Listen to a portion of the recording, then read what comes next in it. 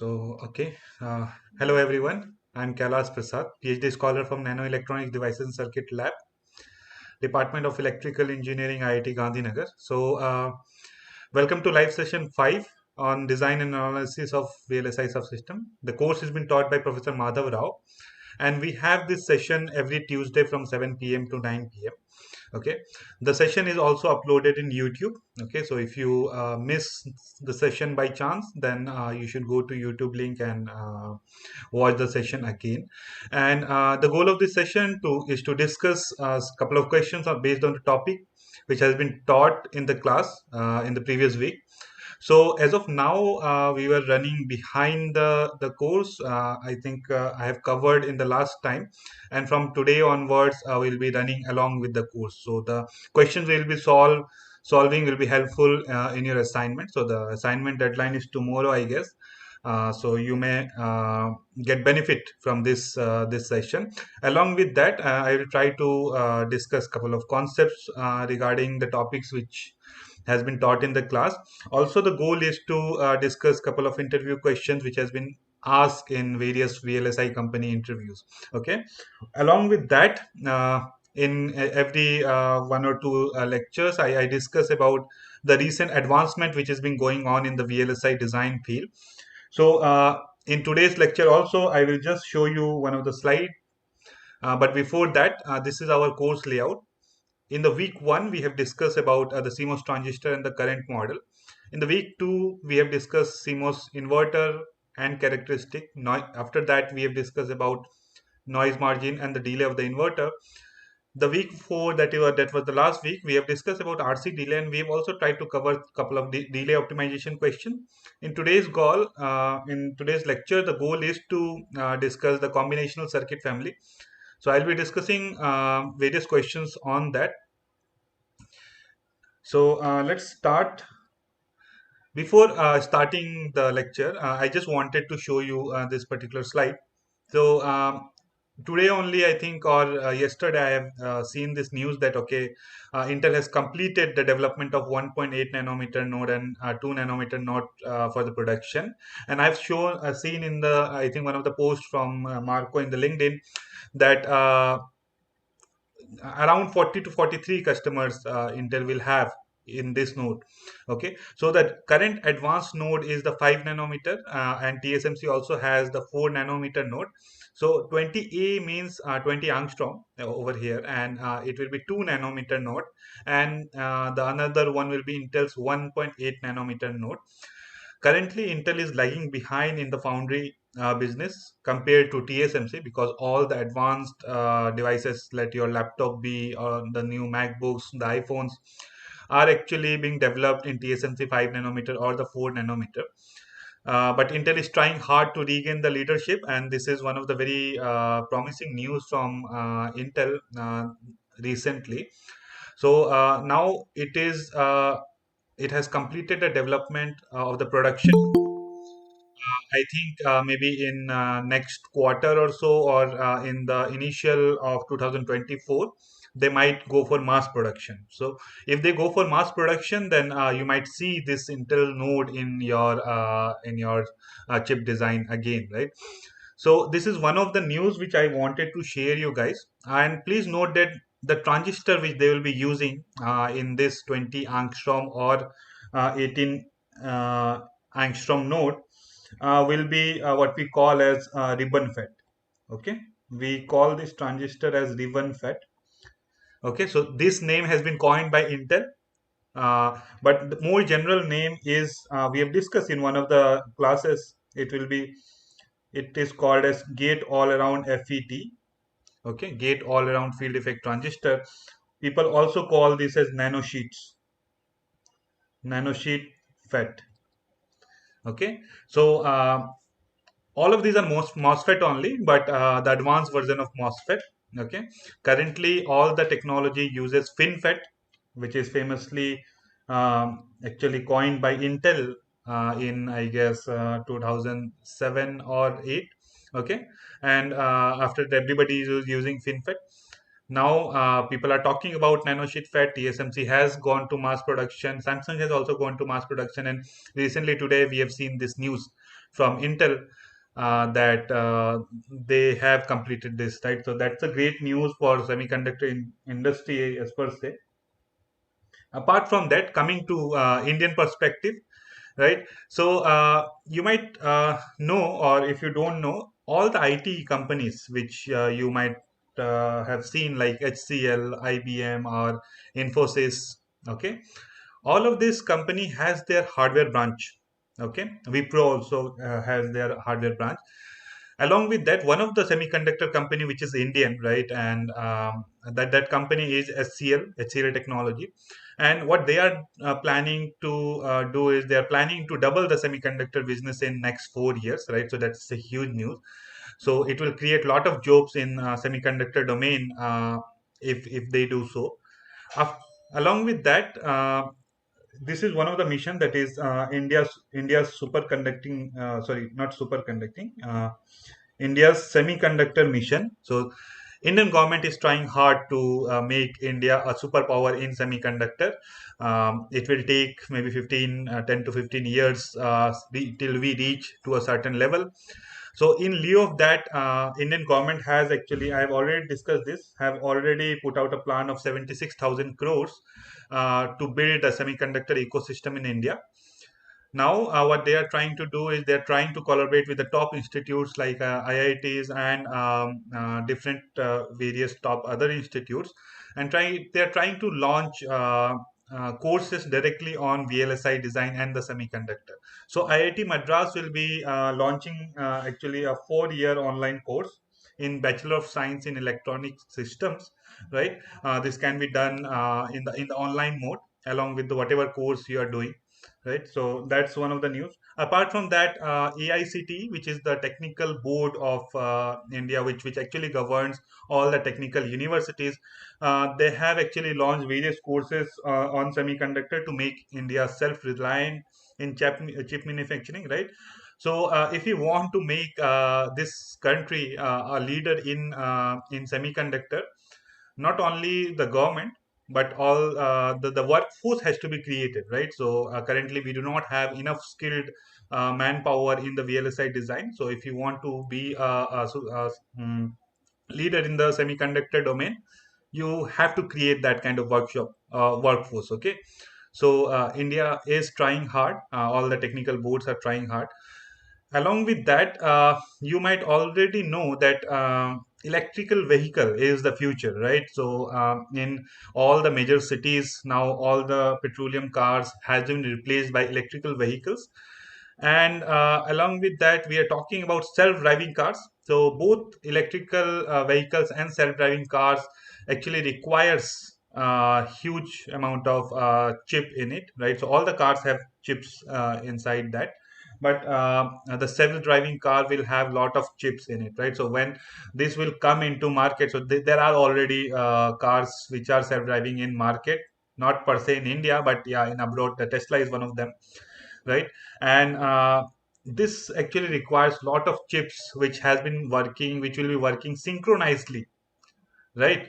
So again, it actually boosts the semiconductor demand, right? So in next maybe 10 to 15 years, which we will require a lot of manpower in semiconductor domain. And all the institutions in India are trying hard to build a VLSI workforce, right? So if you are a VLSI enthusiast, I believe you are, that's the reason you have joined over here. So you should also, along with doing this VLSI design course, you should also look to other IC design course like digital IC design, CMOS analog IC design. Along with that, you should go for the courses where the full RTL to GDS is covered, such that you get skilled in that regards, and yeah, you can get into semiconductor industry. The future is extremely bright in the perspective of India, also in the perspective of world. So some of the news in this regard, if you have any question, feel free to ask.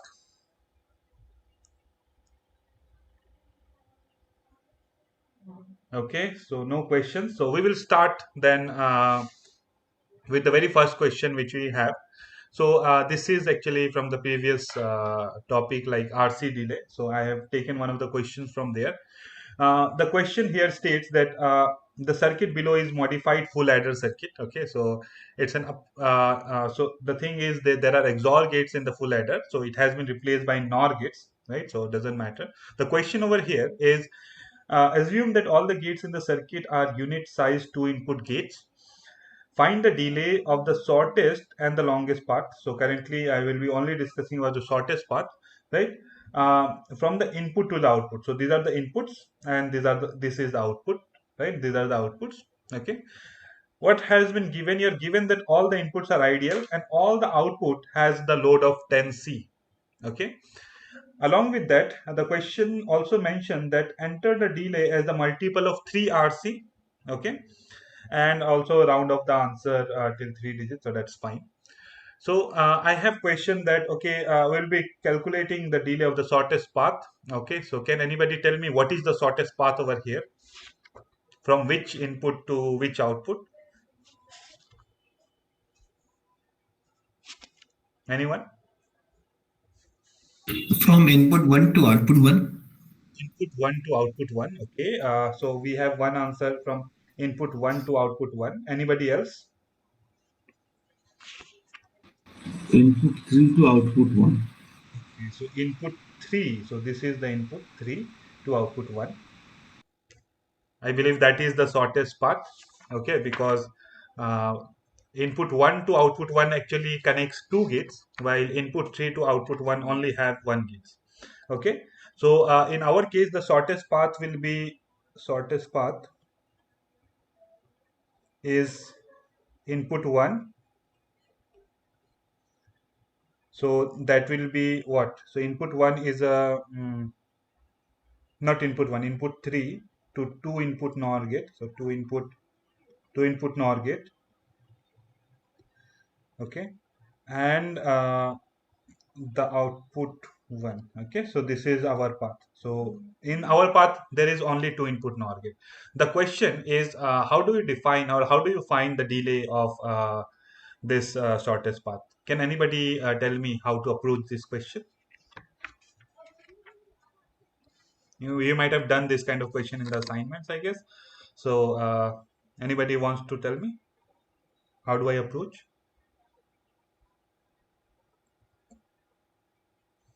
Can we take a reference to an inverter, like an RNC for an inverter, and use the logical effort, electrical effort terms? Yeah, you can do that.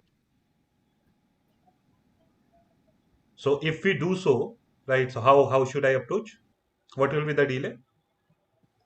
Like we can calculate it using the nominal formula. This is a NOR gate, so we can use 2n plus 1 divided by 3 for the logical effort. The And then the branching effort will also be taken. There are no branches, I think, in this path. So this Yeah, yeah. In directly this will be, branch there is no. right, so there are no branches. Okay. Okay, so yeah, that's correct. Let me try to answer this question for you. Okay, so the so how do I approach? So you have to write the formula of delay. So that in terms of logical effort. So this will be sigma, right? So this will be sigma pi plus gi times hi. Okay, so this will be my delay. Now I have to find out how many gates are there in my path. So in our case there is only one gate, so yeah, we are saved in that regards, right? And what is the output h, right? So the thing is we have to find out hi. Okay, so if you see the hi is the it is actually input sorry output load, or output load divided by input load, right? This is a 2 input NOR gate. Okay, if it is a 2 input NOR gate, just a minute.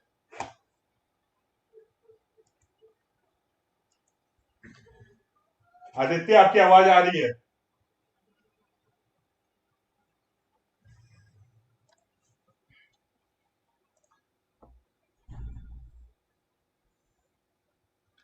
So okay, so yeah, this is a 2 input NOR gate. Now what we have to do is we have to calculate hi. So hi, how do I calculate that? So if I quickly draw the NOR gate circuit, so this is how it look like. this we have discussed in last lecture, right? If I size this, so this will be 1, this is 1, okay, this is 1, and this is also 1. So not 1, this is 4, and this will be 4. Okay, if we see the load in any of the input, this will be 5. Okay, so it will be 5C, and what has been given in the question that the output has load of 10C. Okay, so HI will be 10C by 5C. This will be 10 by 5. Okay, now if I see the GI, if I calculate the GI, okay, so the GI will be for this particular thing, right? So it will be 4 plus 1 5, right? And for inverter it is 3 because 2 plus 1 3, so it will be 5 by 3, right? And you can use the formula also 2n plus 1 by 3, right? So here GI is this, HI is this. What is the parasitic of this particular gate, right? So the parasitic we take as 2. Okay, so the number of inputs actually define the parasitics of the gates. Okay, and yeah, so if we have pi, we have gi, and we have hi, how do I calculate? So I just put into the formula. It will be 2 plus 5 by 3 multiplied by 10 by 5. Okay, so this will be the output, and if I calculate it correctly, uh, this will be okay, so 5 to the 50, 50 divided, not 5, yeah, 2 plus 10 by 3, 2 plus 10 by 3, this will be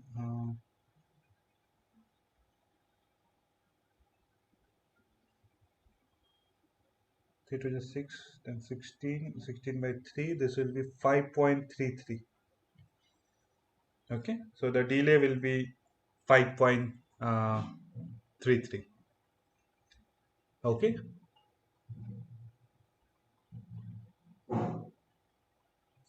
everybody got this answer? Yes.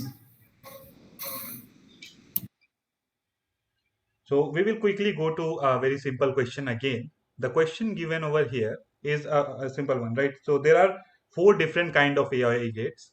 Okay, so these are AOI 21 gates. So which of the following is the correct design of an AOI 21, otherwise known as A21 OI? So we call it like that. Okay, and the logic is AB plus C to the bar. Choose the design with the least parasitic capacitance. Can anybody tell me which design will have the least parasitic capacitance over here?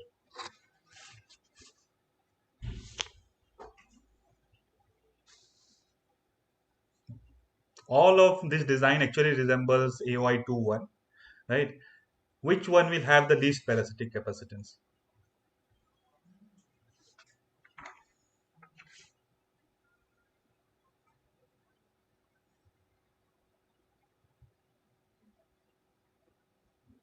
Anyone? Design A. Design A. Okay. Anybody else?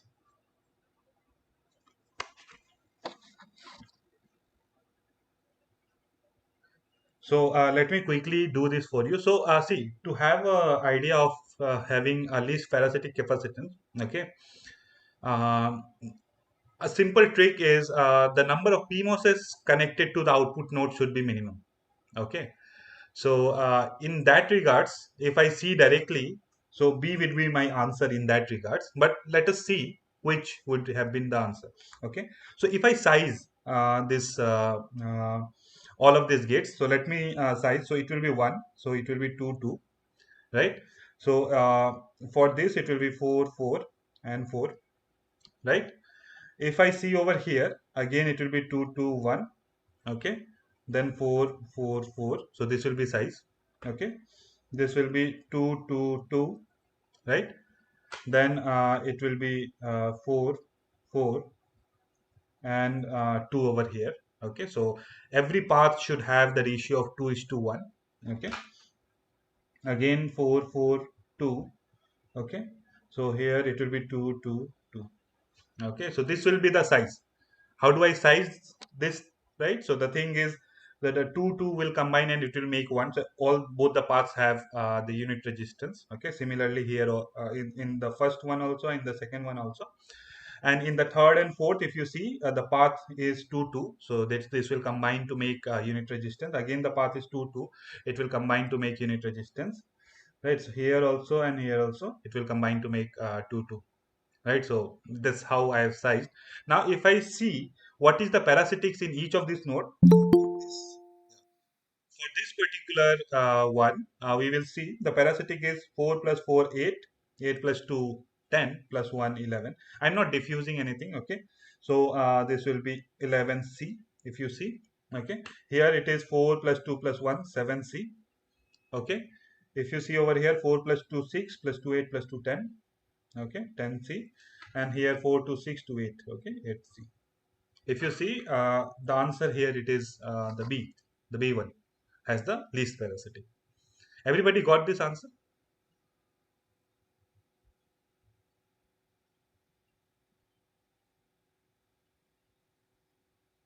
Everyone?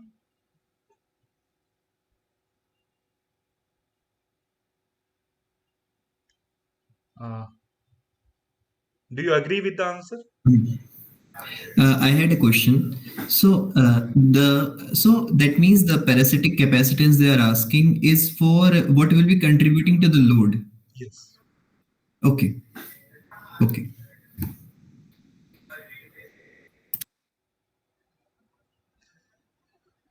So, yeah, I will proceed ahead with the next question then. Okay, the question over here is find the logical effort, okay, the logical effort G of input B. Okay, so this is a 3 input gate given below. Okay, now what we have to do, we have to find the logical effort. Now the question here is the size of the transistor are given. So relative size of P1, P2 and P3 is 773.5, 773.5. Okay, and for N1, N2, N3 is 3.5, 3.5 and 3.5. Okay, now what we have to do, we have to find out what will be the value of GB, right? So this is the thing. The second thing is the gate skewed? Okay, is the gate is skewed toward the PMOS side or the NMOS side? That you have to answer, right? Is it a high skew gate or a low skew gate? Now, can anybody tell me what will be the GB quickly?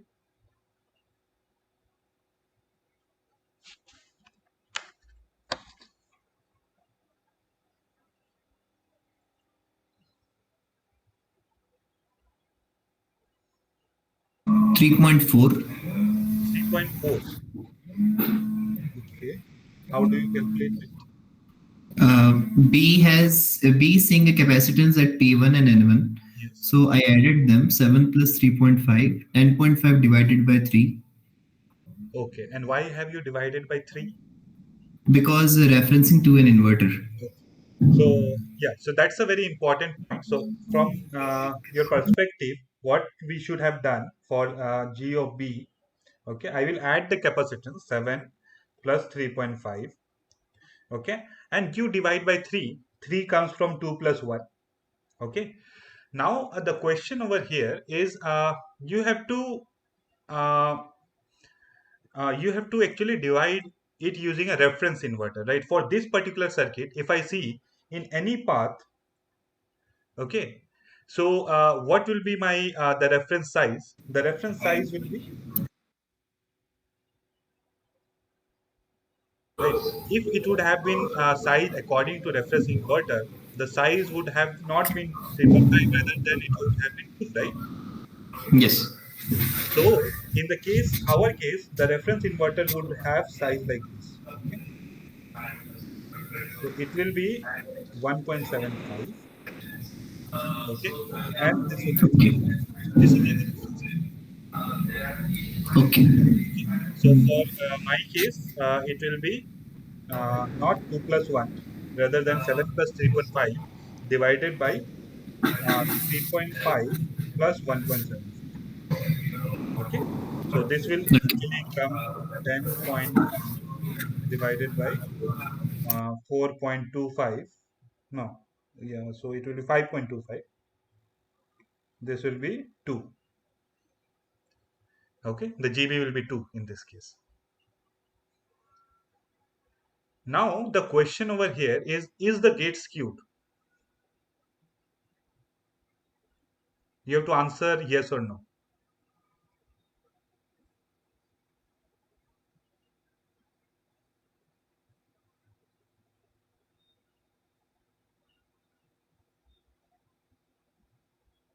Can anybody answer that? No, the ratio is 2 is to 1 for unit inverter. Exactly, right? So the ratio is actually 2 is to 1. If I have designed the unit inverter, it is 2 is to 1. So the answer is no. Okay, the gate is not skewed, right? It is balanced according to the mobility ratio, and the value of GB is 2. Okay, so this was question number 3. Any doubts?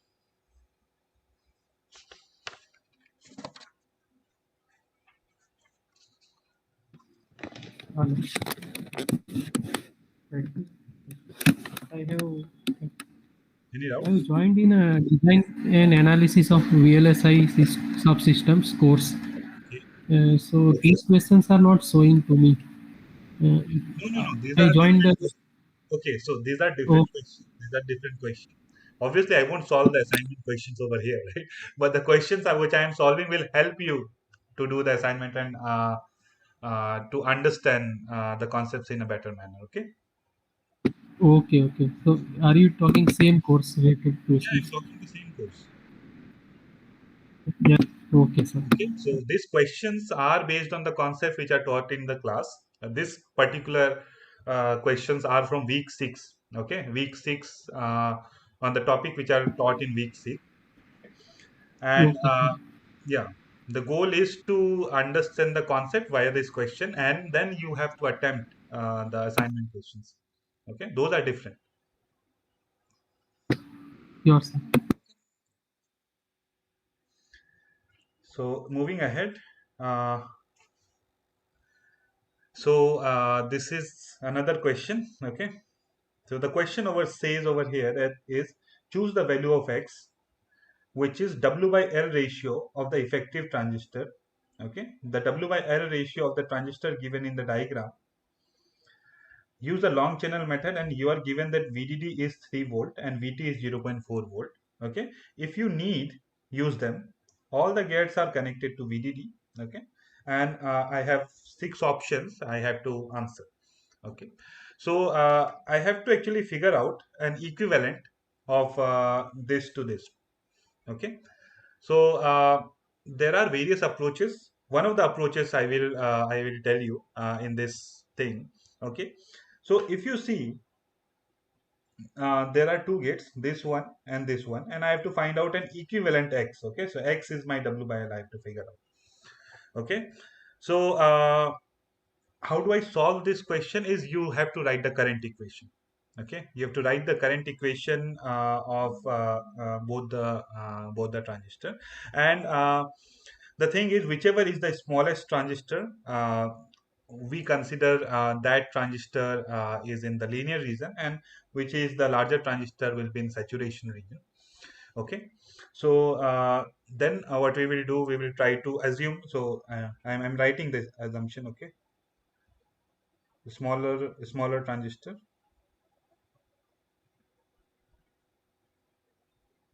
is in linear region, that is a triad region, and this has been discussed in class.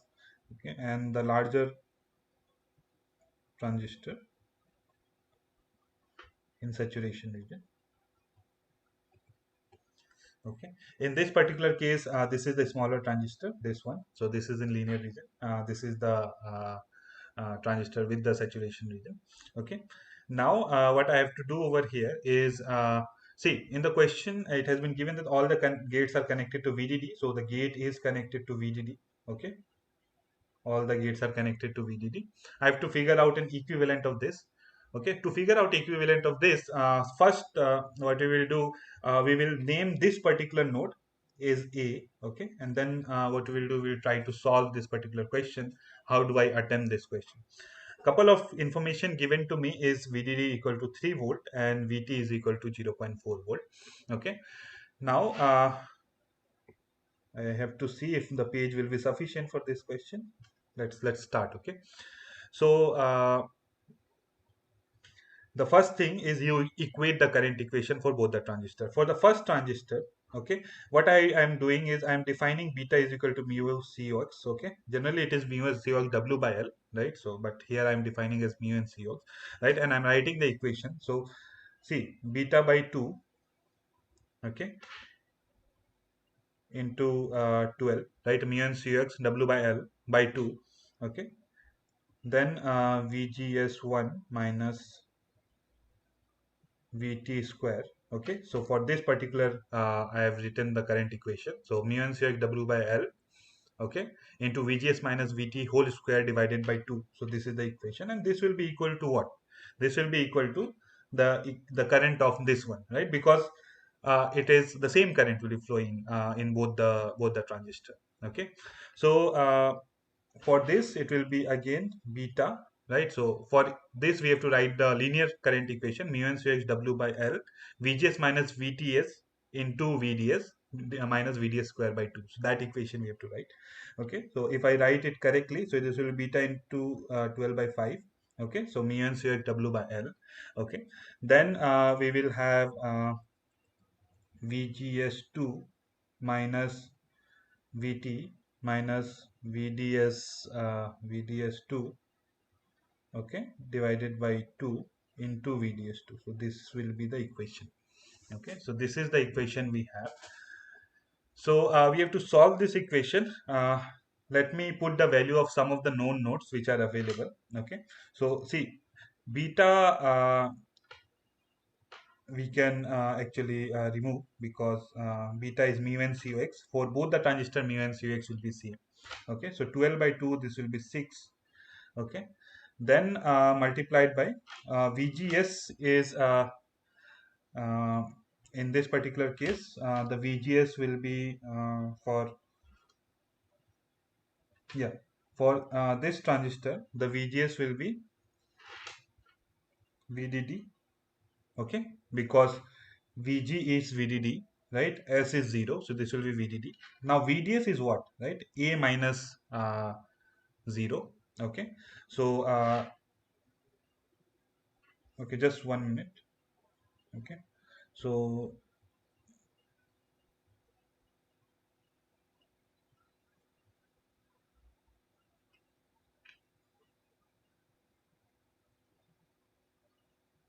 okay, current is flowing like this. So this will be VDD minus VT whole square. Okay, then this will be equal to 12 by 5. Okay, here it will be VGS2. Okay, so VGS2 of this particular transistor, if you see. Okay, so for this particular transistor, what we have to do, we have to write VDD minus VT, okay, minus VDS2 by 2. So VDS2 by 2 will be so for this the drain is A, S is VDD. Okay,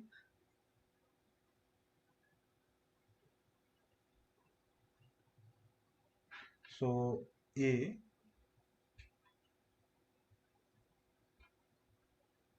minus VDD by 2. Okay, then we have to what you have to do this we have to write A minus VDD. Okay, so this is the equation actually you have to write.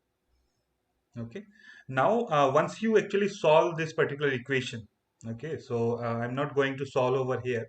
I will write that what will be the equation you will getting finally once you solve this. You will get like this. Okay, I have solved this VDD minus VT, then plus minus this will be under root 30 VDD by 6 plus under root 30 Vt by 6. Okay, and if you solve this particular equation, you will get A equal to 0.226 or 4.97. Okay, so this you will get. Now the question over here is I am getting two values of a this particular node, right? I have to discard actually one value, right? So this value will be discarded from here. Why? Because this value cannot be greater than VDD. Okay, so 4.97 is actually not great. So the value cannot be greater than VDD. So 4.97 won't be the value. So it will be 0.226. Okay, so A is 0.226. So A will be 0.226. Okay. As of now, do you have any doubts? I've actually directly written the final equation from here. Right. So how do I approach this question? You equate the current equation and then you figure out, okay, whatever the middle value is. And then we will approach the next part.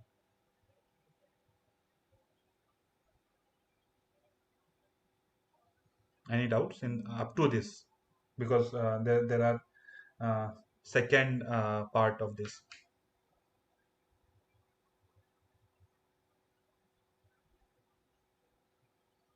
Okay.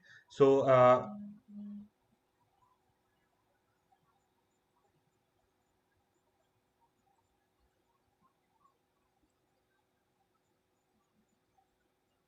now I am writing the value of A is equal to 0.2265. Okay, so if I have this value 0.2265, okay, and okay, I know, okay, the transistor, so I have this transistor over here.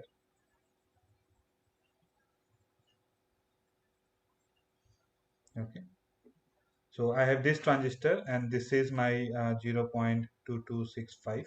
Okay, so I have two transistors over here. Okay, if I equate the current of this and current of any of these two transistors, we will get the value of X.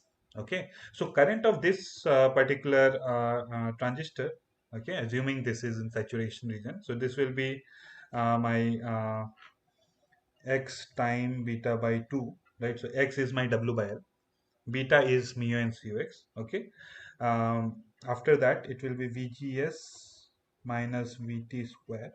Okay, this will be equal to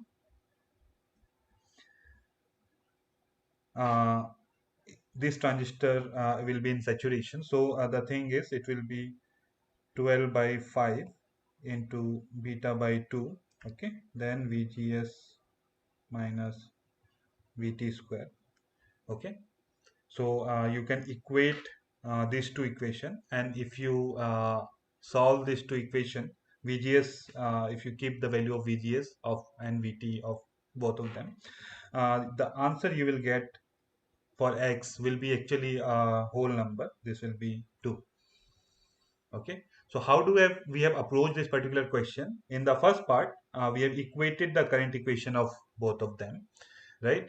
And then we have figured out, okay, what is the intermediate voltage A. Okay, after that, then what we have done, because we require A to equate this transistor to this.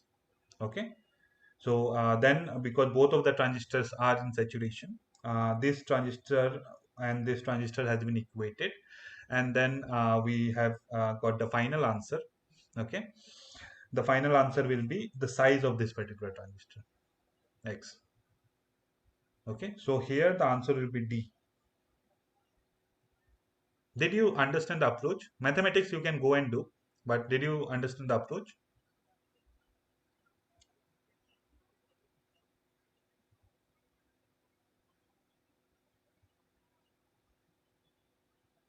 I am assuming that you have understood the approach.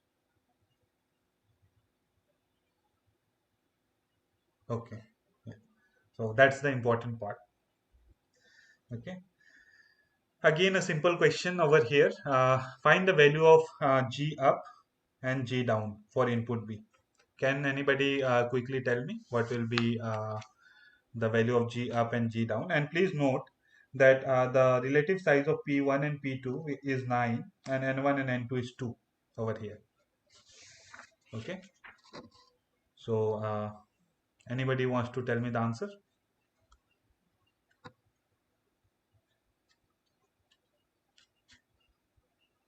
So see, it is 2, 2, 9 and 9.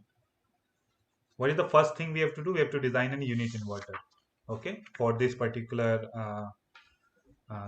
question. So let me design a unit inverter. So an equivalent unit inverter we have designed. See, this is 2 and 2. Okay, so here it will be 2. Okay, this is 9 and 9, which will be actually 4.5, right? So this is 4.5. Okay, so this is how the unit inverter look like. Everybody agrees with that? Yes.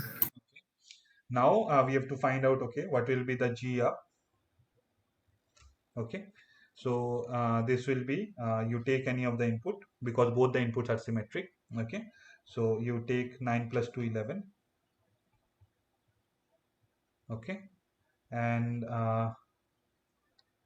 here for the inverter it will be 4.5 plus 2.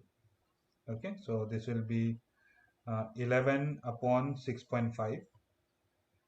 Okay, so if I multiply, this will be how much? This will be actually 11 upon 6.5. This will be 22 divided by 13. So everybody agrees this will be the answer.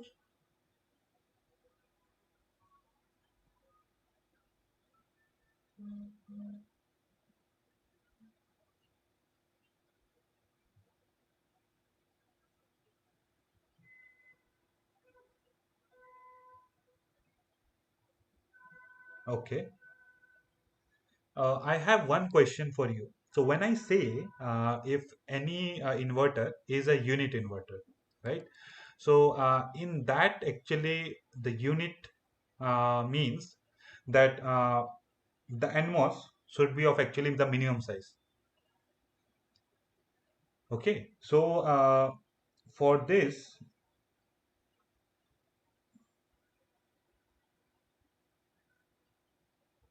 the unit will actually look like this. Okay. So this will be 2.25, 2.25, and this is 1. Okay, so this will be yeah, 2.25 and 1. And for this the equivalent unit is this 4.5 and 2, right? The other question which has been asked over here is G down. So anybody wants to answer this? What will be the G down?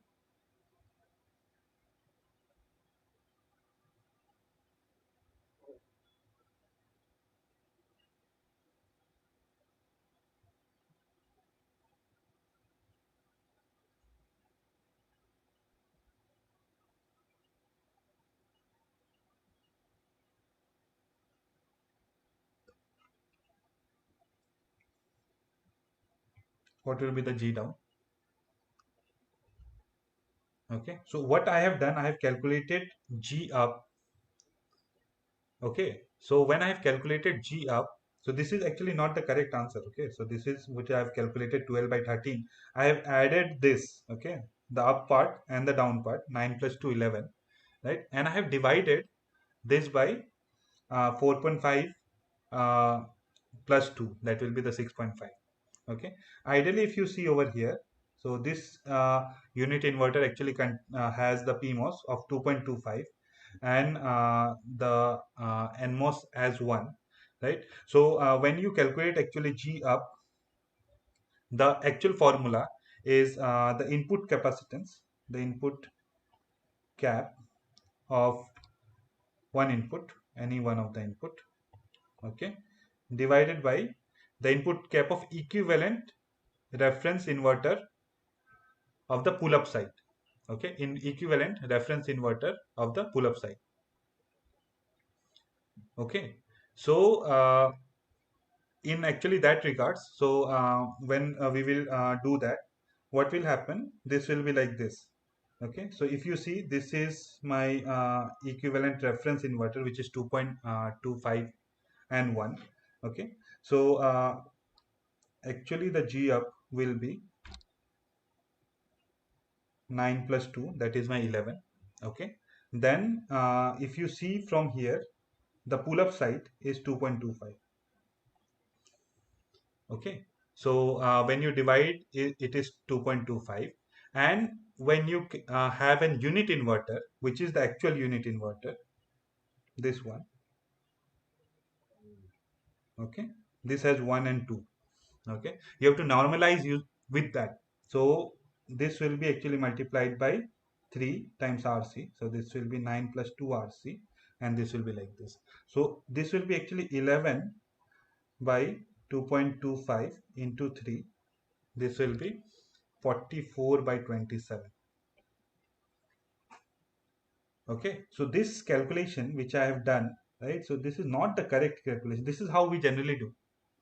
But what has been asked in this question, you have been asked that, okay, what will be the G up? Okay, so when you define G up or G down, it is input capacitance of any of the input in the pull up side, any of the input in the pull up side.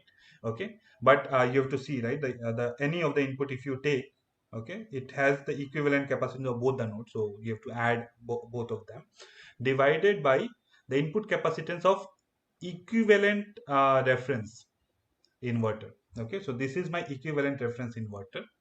Okay, this has to be normalized with the unit inverter. Okay, so eventually it will be 9 plus 2, that is 11, divided by 2.25, that is my pull up. Okay, then this is actually multiplied by 3 RC. So the answer will be 44 by 27. Did you Okay, understand? suppose if we calculate only the G, then this 3RC should be required at that time. So it is only for G up or G down. Okay, so I have calculated G up. Now you have to go and, yeah, calculate G down, and so that I can give you as an assignment. Okay, I will give you actually one more question which you can do. So I will move to the next question. Again, a simple one. So here the question says that find the relative size of the PMOS transistor in a two input NOR gate. Okay, so this is the NOR gate, two input NOR gate. I will make the gate also for you.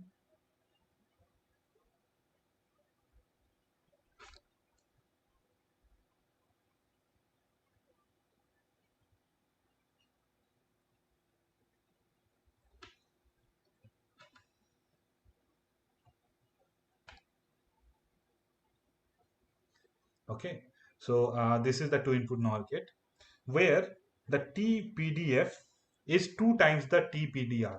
Okay, so PDF is TPDF means the falling delay is twice the rising delay. Okay, this is the constraint that has been given. Also, you are given that the relative size of the NMOS transistor is 1. Okay, and yeah, okay. Hint, as the size of the NMOS transistor is fixed, you cannot change the falling delay. The size of the NMOS transistor is fixed, so that has been given over here. Now the question is, okay, what will be the relative size of the PMOS transistor? If this is the question or the constraint that has been given to you, the falling delay should be twice of the rising delay. So can anybody tell me how do I approach this question? I have to figure out the size of the PMOS transistor such that the falling delay will be twice of rising delay.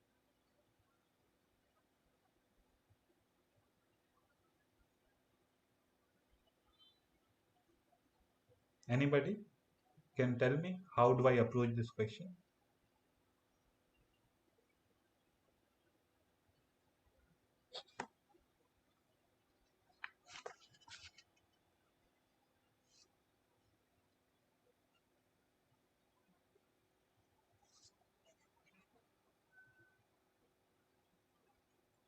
Okay, so nobody is answering. So what I will do, I will try to answer the question by myself.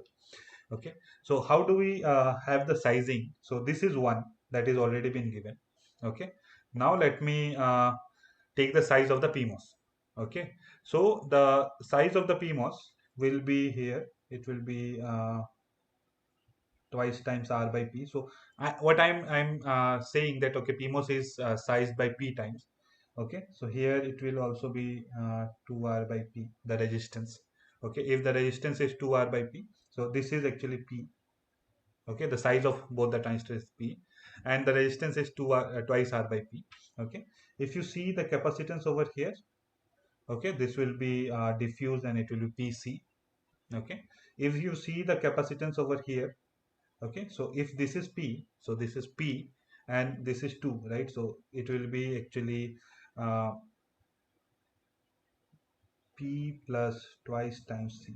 Okay, so and this is R and this is R. Okay, this is RC and this is also R.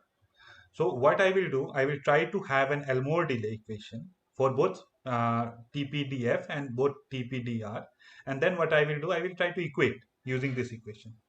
Okay, so if I see the TPDF, PDF, okay, that's my falling delay. Okay, if I see the falling delay, so this will be P plus 2 times RC. Okay, so this will be P plus 2 times any one of the path. Okay, this will be my parasitic. Okay, then what I will have, I will have from upper part, it will be P times RC. Okay, so P plus 2 times RC from the lower part, P times RC from the upper part. So this will be my TPDF. Then if I find out TPDR, okay, so this will be let me write this equation. This will be twice R by P, twice R by P for the first transistor. Okay, this will be multiplied by PC. Okay, this capacitance. Then plus, okay, what is the output node? P plus 2.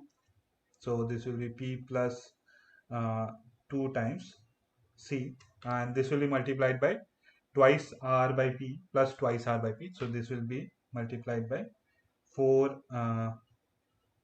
R by P. So this will be P plus 2 times C into 4R by P. So this is the equation, TPDF and TPDR, right? Now what I have to do, I have to just equate both of this. And if I equate both of this, okay, so how do I equate? So the question has given us that TPDF is twice of TPDR from here. Okay, and I just have to write both the equations side by side. Now if you see from here, this is P plus 2RC, then PRC, right? So this will be what? So this will be TPDF will be twice P plus 2 times RC.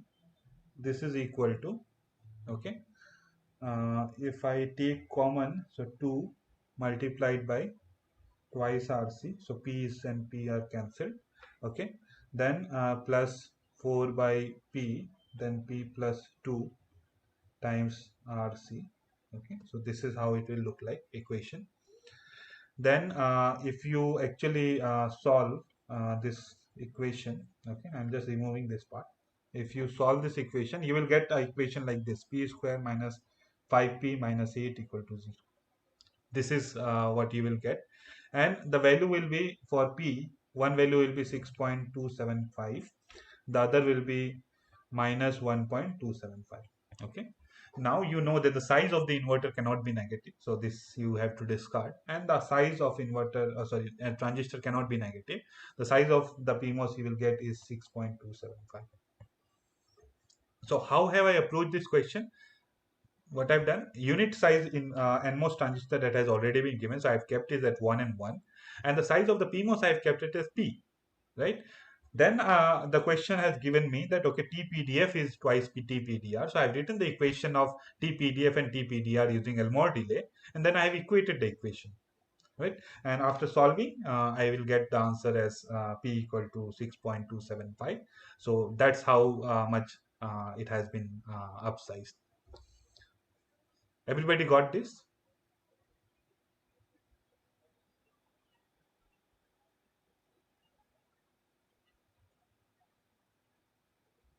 Uh,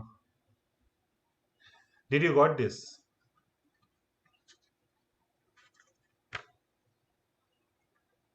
I have some doubt regarding the Elmore delay equation. Yeah. Tell me. So how do we basically write that equation? Like we scaled the PMOS by as a factor of P, Yes. and then we calculated the resistances and respective capacitances. Yes. And I had the confusion in how to conclude this equation. How to write this equation? I'm Yes, So let us see. Okay. So if I write this equation, then you have understood, right? So if you suppose if you know that how to write this equation, the approach is simple, right? So let me tell you how to write this equation. So this is my NOR gate.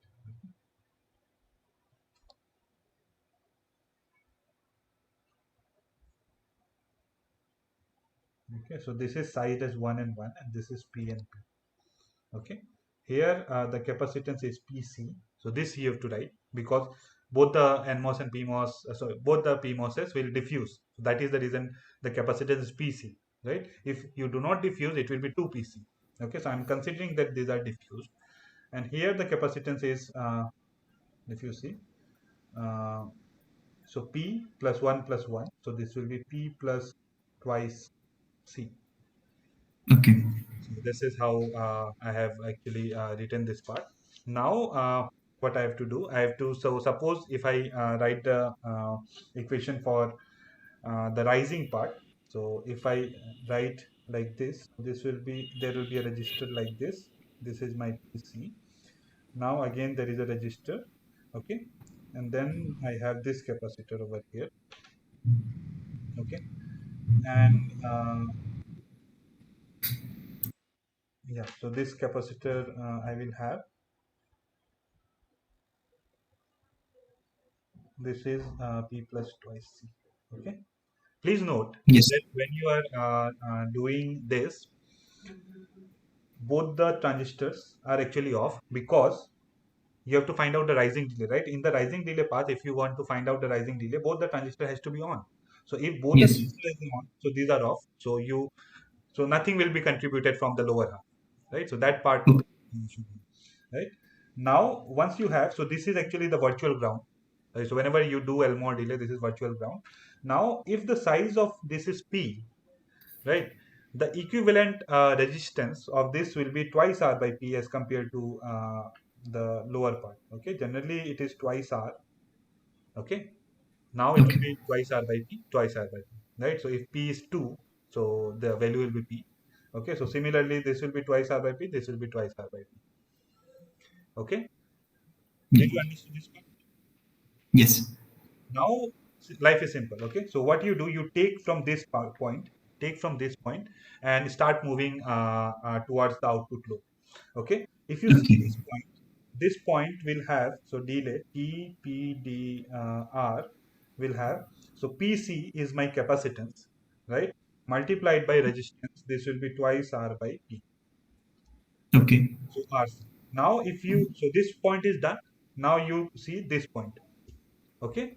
So as you move forward, what is the capacitance you are seeing? P plus twice C. Okay. And mm, once you move yes, forward, you do not have to count the capacitance of the previous stage, right? So now you just have to include the resistance. How much resistance do you have? Twice R by P plus twice R by P. So four times R by yes, P into four times R by P.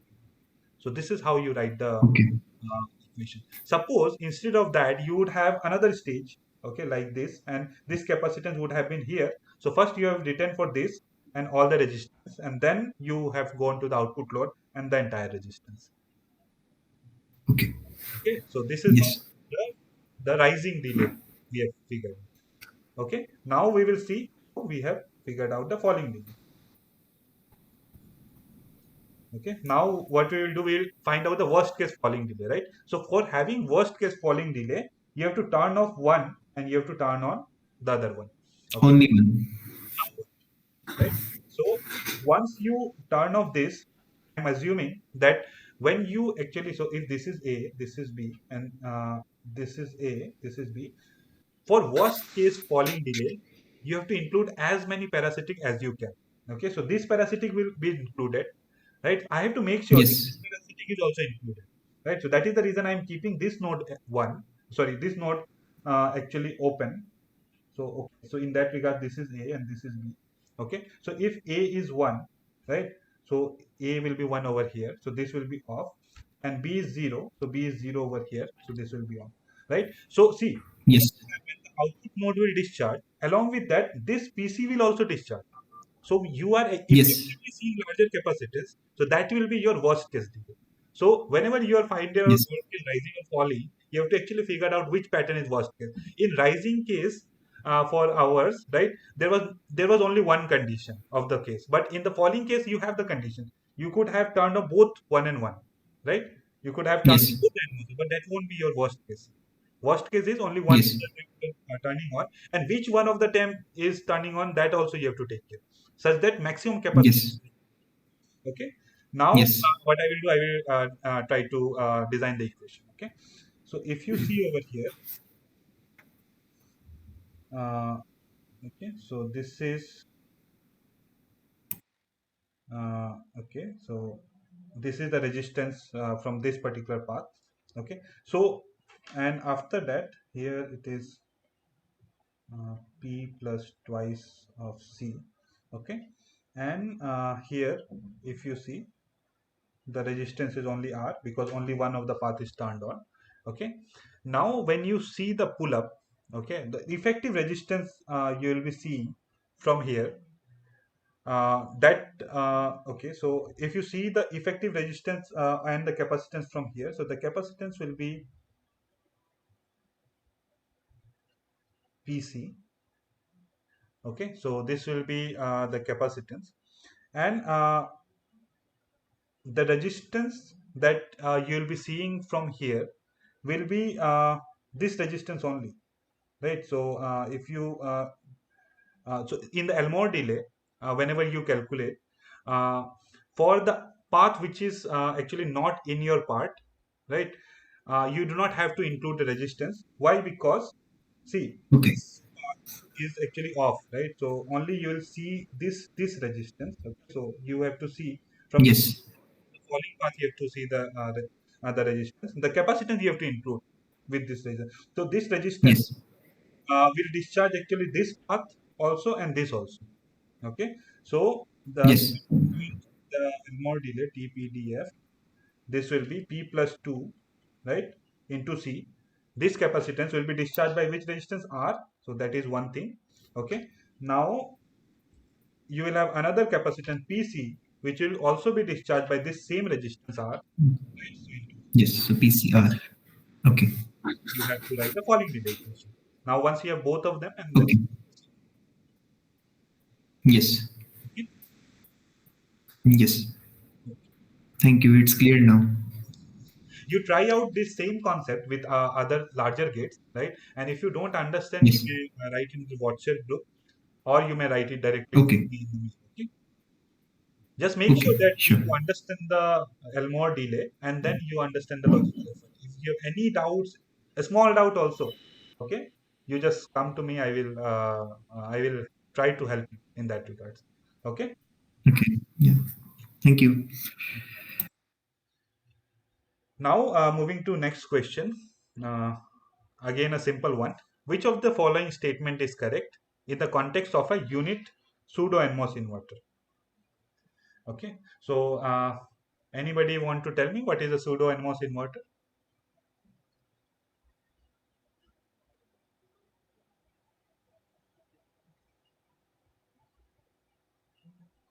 A pseudo NMOS inverter is a ratioed logic in which we use a PMOS transistor and we use the logic into the NMOS case itself. So the pull down network is there, but in the pull up there is only one PMOS. and its ratio basically defines the pull-up strength and pull-down strength of the circuit. Okay. What will be the PMOS will be connected to?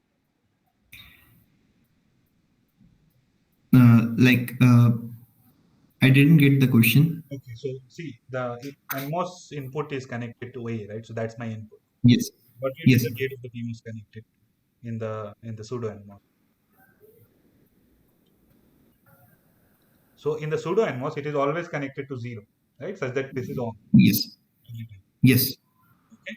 And this pseudo NMOS, whatever the PMOS is, it is actually the smallest transistor you can have, the weak PMOS you have. Okay, such that when the falling transition arises, this NMOS can dominate. Okay, so if yes, you see from here, which are the options we have? We have the C option, the gate of the pull-up PMOS transistor always connected to ground. Then we have the H option. The pull-up PMOS transistor is smaller size compared to the normal. So it acts as a weak PMOS. yes. So then I will go to another question. Okay.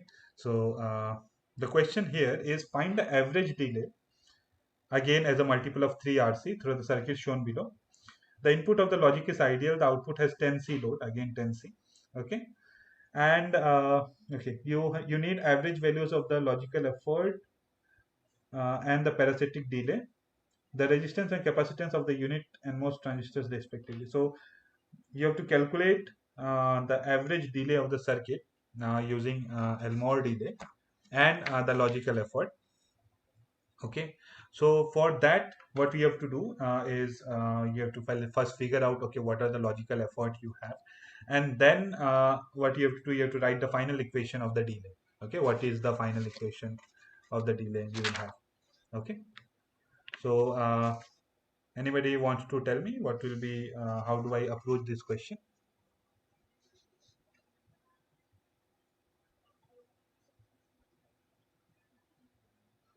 This question actually you have to do because we have discussed how do I approach this question. Okay, I will just give you the basic methodology. How do I approach this question? And you have to go and you have to solve from yourself. If you don't understand how to approach this question, then you come back to me in the next class and just tell me that you are not able to solve it.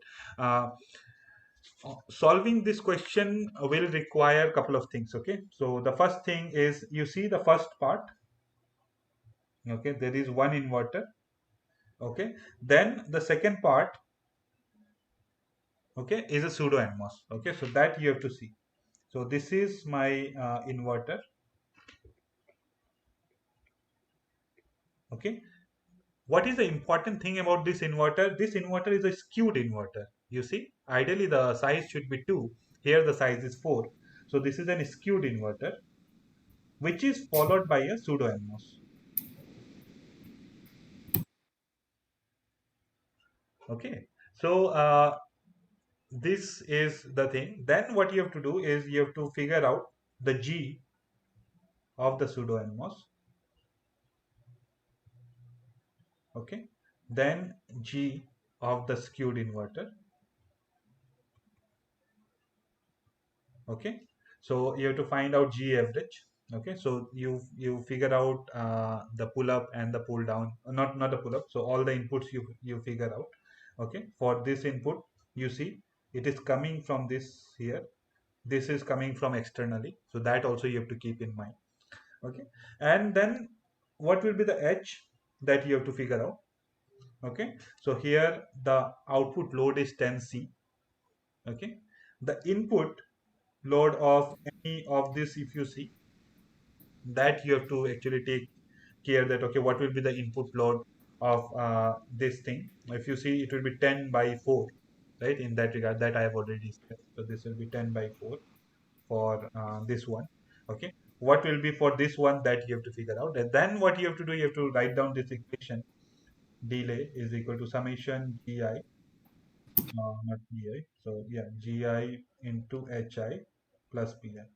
Okay, once you write this equation, you finally uh, calculate the delay, and whatever the value you will be getting will be the final answer. Okay, I'm hoping that you will go and you will try to solve this question and come back to me after solving this question. But the approach will be you have to figure out. So I have actually discussed that, okay, what are the two components in that? One is skewed inverter, the other is the pseudo NMOS. It's a combinational logic of a skewed inverter and a pseudo NMOS, right? And you can also figure out what is the Boolean logic it is actually calculating. And then once you have the logical effort and the electrical effort, you can finally calculate the delay. Okay, so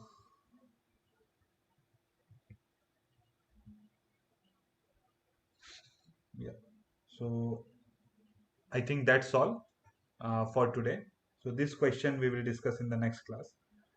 But up to now, uh, if you have any question, feel free to ask.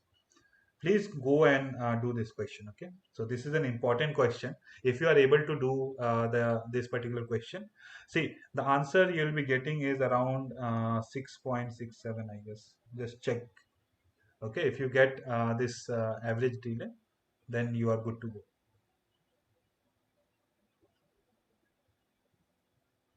Sure. So